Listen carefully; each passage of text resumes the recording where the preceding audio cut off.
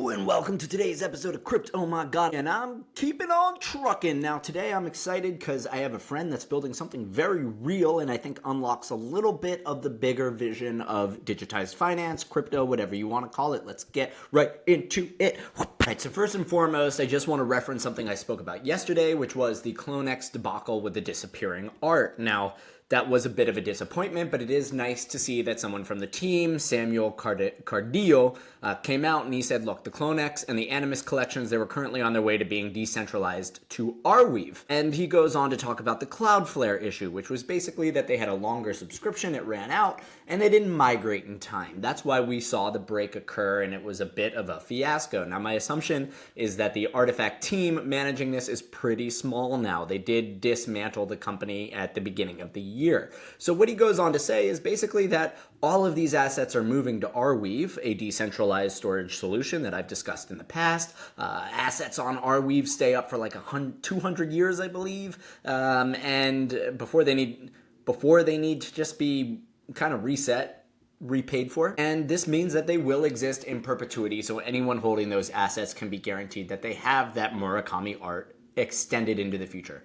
Great solution, glad to hear it. We've wrapped that one up. Now, moving on to something very cool, I have a buddy in the industry called Gabe Shapiro. He's probably the most preeminent mind in appropriate high-level lawyering around building businesses, around raising capital, and cryptocurrency itself. When I met Gabe for the first time back years and years ago, he was talking about how developers are probably going to need to learn law, lawyers are probably going to need to learn code. We've seen people like Lawrence from Euler Finance actually go out and get a law degree because we are now beginning to overlap with what is regulated, right? What is the rules under the SEC and the powers that be, CFTC, and how do those actually correlate to smart contracts themselves? And this is a very important note because if we want to automate things, we need to make sure that they don't break the compliance barriers. And that is something that is a fine point. And to date, a lot of the developers are just spending a ton of money on these billable hours with lawyers. So anyway, Gabe Shapiro came out and he founded this thing called MetaLex Labs. Gabe and I have been in DAOs together, decentralized autonomous organizations, exploring a lot of the things on the Ethereum blockchain for how can we automate businesses. This is the big picture I want to touch on. The idea of cryptocurrencies, fun, all that stuff is great. Blockchains do exist to automate the flow of capital. And there's a lot of elements in current business mechanics right now which are chunky and hefty and kind of just cost a lot of time and money and should be autonomous. That is one of the biggest goals that we can strive for. So he came out yesterday with the CyberSafe proposal, which I think is really cool. And basically this is around startup capital and how to launch a business in an autonomous way. Think of the same way that LegalZoom made launching an LLC or a Delaware C Corp or any of these things super easy, right? You used to have to get on a phone with a lawyer, go make some proposals, submit all the documentation. Now with LegalZoom, now with DocuSign, we can actually abstract all of the legal backend with just a digital user interface. Now, those two things that I just mentioned, they're not autonomous. There are people on the back end. DocuSign actually has people printing out every single document because that's a legal requirement and storing those. So the DocuSign headquarters are full of staff, even though it seems like it's this very straightforward autonomous product. The goal with CyberSafe is to take the company formation and capitalization and simplify it and automate it. Now, one of the biggest things that we do get from blockchain is trust minimization. Now, I will tell you when you go raise capital starting a business, one of the difficult things is, one, you do a sweep getting commitments from people, right? Pitching people your business idea, getting them on board and saying, hey, will you give me some money? They say yes. But you don't usually close that immediately, or there could be some lag and the world will turn and things will change. And then you go, hey, you committed some money to me. Can I get that? It can often be tough to get them to follow through. Also, the excitement of joining the deal kind of wears off and it wanes. And anyway, when it comes to money, my personal recommendation, whether you owe it or you're going to earn it, is always do things with immediacy. It just has a tendency to change and it slips by you. So MetaLex came out here.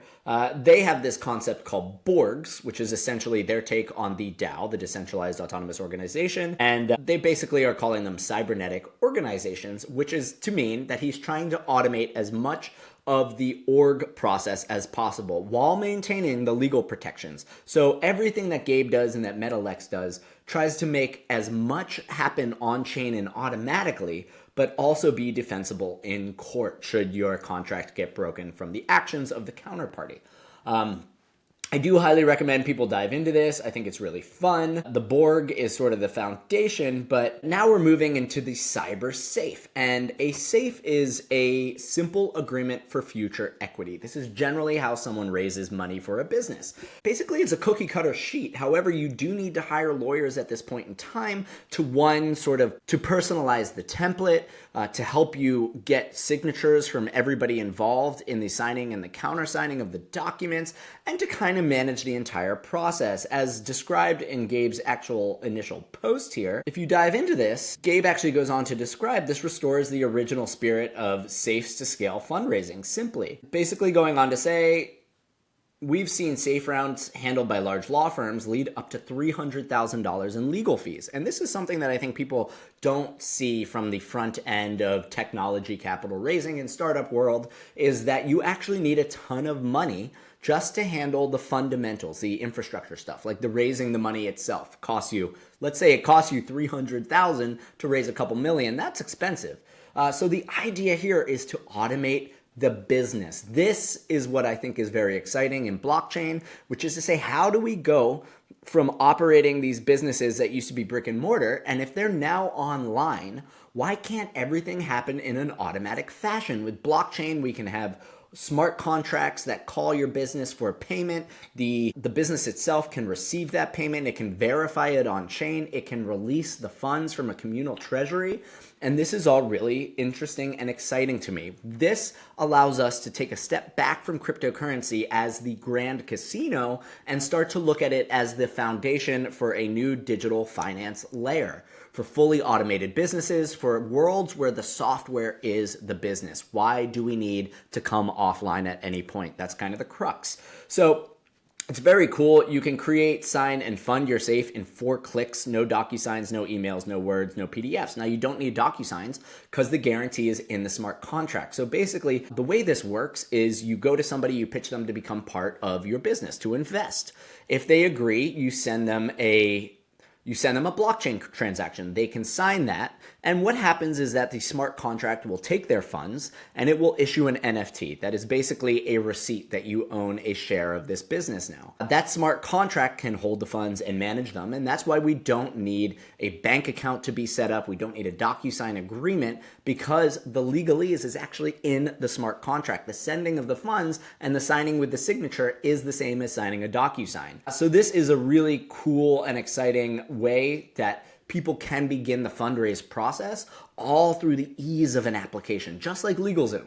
Just the same way that you no longer need to hire a lawyer to start a LLC, you can now get the startup process of fundraising. And of course, all of these funds are very visible, so anybody that's investing can see the other investors in the timeline of the blockchain, and it becomes a very manageable way to raise money. Of course, that money will probably go into what is also called a safe. The idea here, the legal safe, the simple agreement for future equity, also comes back to a multi-signature account that's also called a safe, just more like a safe vault. But that means, like a business, you can have a wallet, a crypto wallet at the core that has multiple signatories. So one person isn't responsible for everything, or moving funds requires some sort of agreement, like a 2 out of 3, 3 out of 5 signature kind of scheme. This is the foundation of something new, which is that we have a legally enforceable way to raise capital, that you can make the adjustments quite easily and cheaply. It's very flexible. Again, it's software.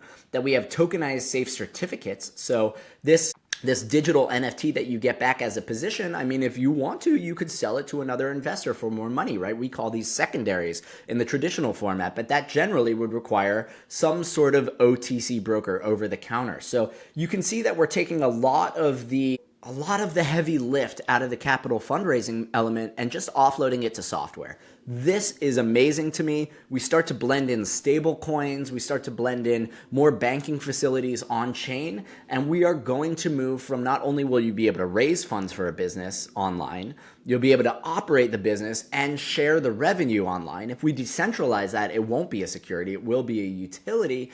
And of course, we will get to the point where the taxes can be collected, distributed on all the K1s. For now, everything in our society around business is very paper heavy. It supported a lot of the lawyers and their industry for many a year at this point in time. And this is massively disruptive. It's even disruptive to Gabe as a lawyer, but he wants to be at the forefront of that disruption. On the legal side, it's very rinse and repeat, and that's why offloading this to a software set is pretty amazing. Of course, the binding deals are reliant on something that is trustless and permissionless like blockchain that can validate this, that can really be visible to everyone, and this just helps us create an entirely new capital formation tool. I want to convey a taste of bringing business writ large on chain. We can see it's very different than cryptocurrency. There is no token associated with this. It's not really a chain that's looking to pump and dump you or grift you. He is looking to take the foundational elements of blockchain and expand that to allow businesses to flourish and to grow more easily and save costs. This is the most disruptive element that blockchain will bring, which is taking our analog world and digitizing everything that touches value. In the next 10 to 20 years, digital finance will be so ubiquitous to the world that we'll just be so used to moving money through our phone, and I don't think the blockchain backend will be as loud and present as it is today. But of course, we need the regulators to move forward to make these things more accessible, to know that you're not going to be pounced upon with lawsuits from the SEC, and all of this is coming to help build a more robust, much cheaper way to build businesses, to launch businesses, and again, to scale the productivity of everything happening on the internet. So with that being said, guys, I think it's a really fun post. I'd recommend that you read it. I'll put it in the references, and have a great Friday. Stay safe out there. Good luck, and I will see you on Monday.